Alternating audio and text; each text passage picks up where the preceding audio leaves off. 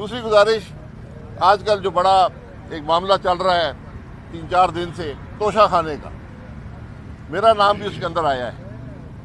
میں یہ گزارش کروں گا کہ توشہ خانہ کسی کو تحفہ نہیں دیتا. یہ تحائف ہیں جو ملک کے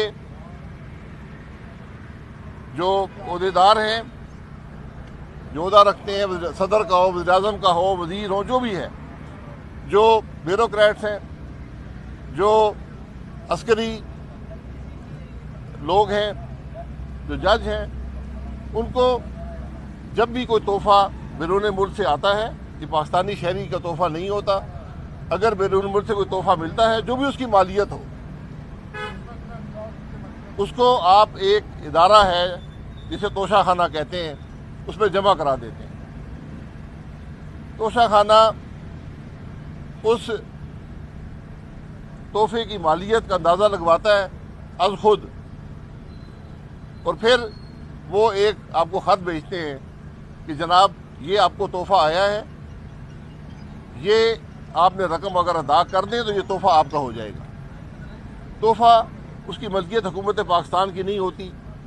تحفے کی ملکیت جو ہوتی ہے وہ اس شخص کی ہوتی ہے جس کو وہ تحفہ دیا جاتا ہے. لیکن اس تحفے کو حاصل کرنے کے لیے قانون کے مطابق، جو قانون پچھلے 50 سال سے کم از کم چل رہا ہے، اس کو ایک رقم ادا کرنی پڑتی ہے جس کا تعین بھی حکومت پاکستان ہی کرتی ہے. اب اس میں کیا جرم ہے، اس میں کیا خرابی ہے، یہ ذرا مجھے کو بتا دیں، کیونکہ یہاں پر ہر روز الزامات لگائے جاتے ہیں. میں بڑے وثوق سے کہتا ہوں، جس نے بھی میرے خلاف مقدمہ بنانا ہے ان عدالتوں میں درج کر دیں. میں پہلے بھی کئی کیسوں میں ہوں.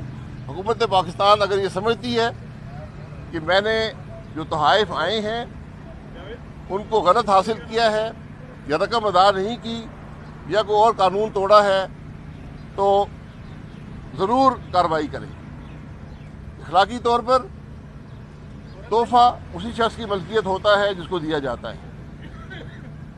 یہ تحفے حکومت پاکستان کو نہیں دیے جاتے، اس شخص کو دیے جاتے ہیں جو اس عہدے پر ہو. یہ اسی کی ملکیت ہوتی ہے. یہی قانون ہے اور یہی اس تحفے کا مقصد ہوتا ہے. تو آج اگر یہ تحفے جو ہمیں باہر سے آتے ہیں تو اس کے علاوہ یہ تحفے بھی ملتے ہیں جو ہم آج 5 سالوں میں عدالتوں کے چکر لگا رہے ہیں. اس لیے ذرا احتیاط کے ساتھ کسی کی حد تک کرنے سے پہلے یہ باتیں سوچ لیا کریں. شکریہ.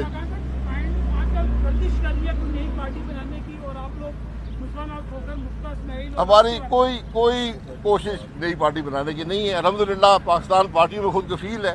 140 پارٹیاں موجود ہیں.